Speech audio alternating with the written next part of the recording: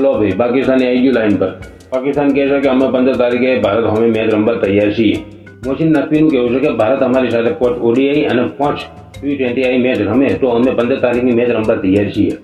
અને જો ભારતને અમારી સાથે ના રમવું હોય 5 ODI અને 5 T20 અને જો ભારત અને પાકિસ્તાનની મેચો ના કરાઈ શકતું હોય તો ICC અમારું રેવન્યુ વધારી દે.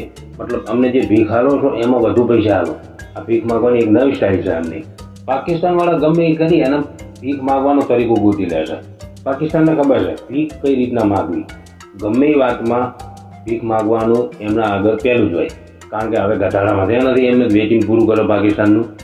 પાકિસ્તાન 15 તારીખે ભારત સામે ના રમે તો એમને ઘણું બધું નુકસાન આવી શકે છે. 2-3 વર્ષનું બેન પણ લાગી શકે છે. એમના ICC જોડે જેટલા કોન્ટ્રાક્ટો છે એ બધા કોન્ટ્રાક્ટો પણ તૂટી જશે. એટલે કે પાકિસ્તાન નરું ધૂપ થઈને બેસી જાય. આ બધા કોન્ટ્રાક્ટો તૂટી જાય તો એટલે એમના ભારત સાથે રમ્યા સિવાય બીજું કોઈ ઓપ્શન જ નથી. અને જો એ ભારત સાથે ના રમે તો પાકિસ્તાન ખોઈ જાય. આપણા ગુજરાતીમાં એક કહેવત છે, હાલો ઘણો ખાખડે ઘણો. એ હાલો ઘણો પાકિસ્તાની છે. ખાણ થયા કરે તો કાંઈ વારે નહીં. 148 રન કરવાની તાકાત નહીં પાકિસ્તાની અને ભારતની મેચ બાયકોટ કરવાની ગયા છે. ICC એવો ફટકો આવ્યો છે. ICC વાળા કે તમારે નહોતું રમવું તો તમારે આ બધું સ્કોર બની જાય પહેલાં કહેવાનું હતું તો અમે તમને પહેલાં જ કાઢી નાખો.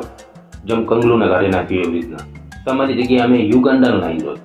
યુગાન્ડાવાળા ત્યારે જ હતા, ખબર છે, ટ્વીટ કરીને બેઠા હતા કે અમે રેડી છીએ. જાણે પાકિસ્તાન નીકળે છે કહો અમે પહોંચી ગઈએ ભારતમાં.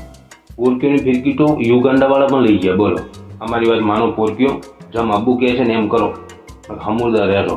ક્રિકેટની દુનિયામાં છે ને નોમ રહી જાય છે ખાલી કે એક હતું પાકિસ્તાન. ગોદે હાથ નહીં આવો. એના કરતાં શાંતિથી 15 તારીખે મેચ રમી લો.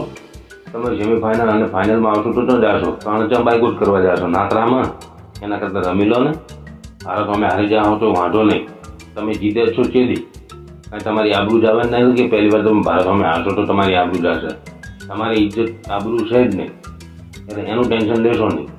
અને તમે બાયકોટ કરતા હતા અને પાછા ભારત સામે રમશો તો કોઈ ચિંતા નથી. કારણ કે ઠોકી અને ચાટવું તમારા પાકિસ્તાનીઓની પરંપરા છે. તમારા ઘાઈઠિયા ચાટતા રહે છે, તમે ચાટો છો અને તમારું આવનારું ભવિષ્ય પણ ચાટતું જ રહેશે. એટલે એ વાતનું કોઈ ટેન્શન લેવાની જરૂર નથી. ઓકે, રમી લો.